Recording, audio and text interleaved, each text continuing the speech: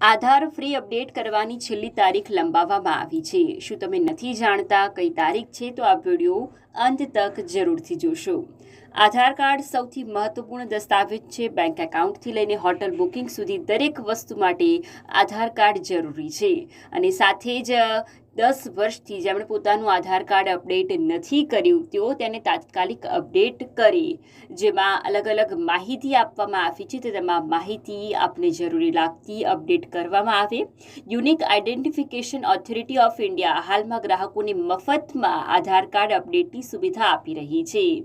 પહેલા આ સુવિધા 14 માર્ચ સુધી રાખી હતી, પરંતુ હવે મફત આધાર અપડેટની છેલ્લી તારીખ વધારી દેવામાં આવી છે, જે તારીખ હવે 14મી જૂન સુધી તેમના આધાર કાર્ડને ફ્રીમાં અપડેટ કરી શકાશે।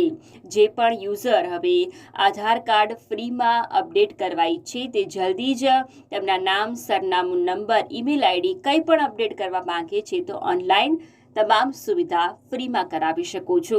આ સુવિધા એક પોર્ટલ પર ઉપલબ્ધ છે। તે વેબસાઇટ તમને અહીંયા સ્ક્રીન પર જોવા મળશે।